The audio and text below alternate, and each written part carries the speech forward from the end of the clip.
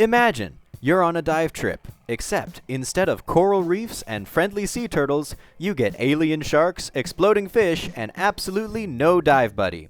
Welcome to Subnautica, where every dive is a solo night dive, but with a lot more screaming. Hey everyone, I'm Xandar Rates Games, a gamer, a scuba diver, and someone who now looks at every ocean with a little bit more skepticism after playing this game. If you're new here, welcome. If you've been here before, make sure you like, subscribe, and ring that bell icon for all future videos.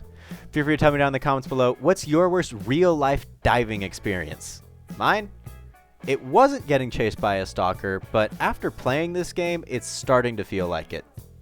Today, we're reviewing Subnautica, a survival game where you're stranded on an alien ocean planet and need to find food, water, and oxygen. You know, just like any other dive trip, but with more giant sea monsters. Let's dive in, literally. So here's the setup. Your ship, the Aurora, crash lands on planet 4546b, leaving you stranded in the middle of an endless alien ocean. No backup, no dive shop, and definitely no charter boat to pick you up at the end of the day. It's just you, your life pod, and an alien ecosystem that wants to kill you and eat you, or at least ruin your buoyancy and sink you to the floor. What makes Subnautica stand out is how well it tells its story. There are no cutscenes, no chatty dive instructor NPCs here. Instead, you piece together what happened by exploring old wrecks, scanning alien ruins, and reading logs on your PDA.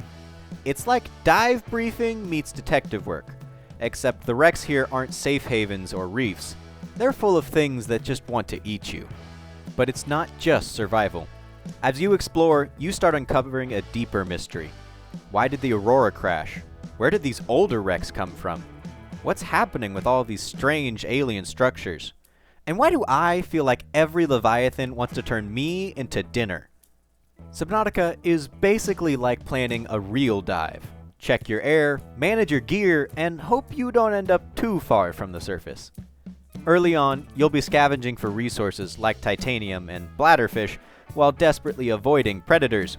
It's a bit like trying to enjoy a coral reef while dodging an angry triggerfish, but on steroids because the triggerfish can actually blow up in your face. The crafting system is incredibly rewarding. You'll start by building simple tools like a scanner or a repair tool, but as you progress, you'll make things every diver dreams of. The Sea Clyde, a kind of underwater scooter with a map. Sea moths, small submersibles that can navigate reefs with ease and take you into the deep depths of the map. And even the Cyclops, a submarine so big it'd make a liveaboard jealous, with room for your sea moth inside. Exploration is the heart of Subnautica. Every biome feels like a new dive site. The safe shallows are your easy reef dive. The kelp forest is that spooky area where the visibility drops to zero. And the blood kelp zone? Yeah, that's the nope zone, where the current is strong, it's pitch black, and something is definitely watching you behind that corner. The game constantly balances beauty with terror.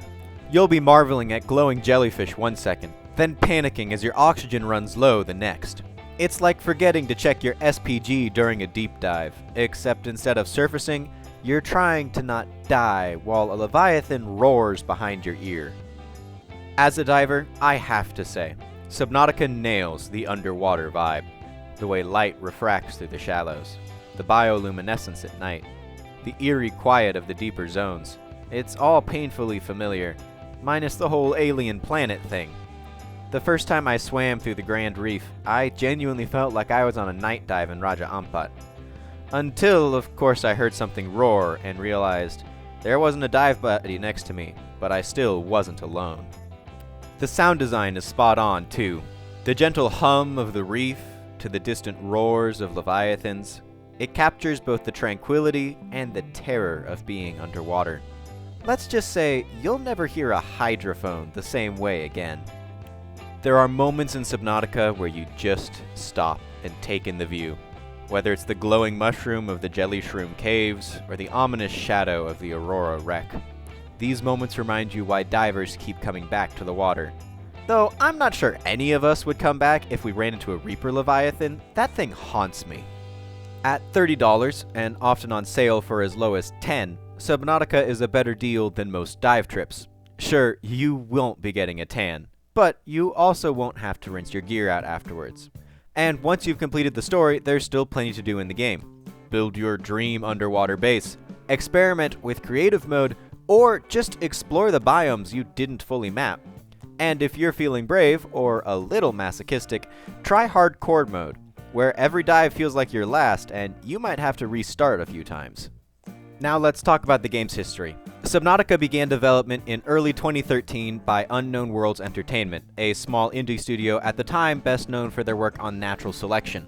The game launched in early access on Steam in December 2014 and underwent significant evolution during its development, adding new biomes, vehicles, and a fully fleshed out narrative. It officially released on PC in January 2018 and has since expanded to all major consoles, earning critical acclaim for its immersive underwater gameplay and environmental storytelling. During its launch, Subnautica experienced several major performance issues, especially on consoles. PS4 and Xbox One versions struggled with stability, which frustrated players eager to experience the game that they'd been waiting for years now. Ultimately, Unknown Worlds did work to resolve these patches. Another major source of controversy that arose from Unknown Worlds was when they fired their lead sound designer Simon Chilinsky in early 2018 due to controversial tweets. The tweets contained offensive and politically charged content that did not align with the company's publicly posted values. While many did support the studio's decision, some criticized this move as censorship, and debates sparked within the gaming community around this firing. The final major point that arose was the sequel Subnautica Below Zero, launching in early access in 2019. The game drew criticism for slow development process and a perceived lack of narrative depth compared to the deep story written for the original game. Ultimately, the game did fully release in May of 2021 to positive reviews, but many fans still felt the smaller scope did not match the expectations set by the original. As a scuba diver, Subnautica hits differently. The game expertly combines beauty, wonder, and sheer terror to really sell the experience of scuba diving. The combination of exploration, storytelling, and survival makes it a game that really stands out, and honestly, I personally can't say anything bad about the game after playing more than 30 hours in it.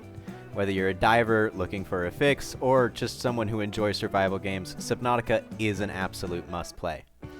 So, what's the scariest or most amazing thing you've seen underwater? Let me know down in the comments below, and while you're there, make sure you like and subscribe. Once again, guys, I'm Xandar Rates Games, and I can't wait to see you in the next one. Hopefully on a dive boat and not in the middle of an alien ocean. Peace.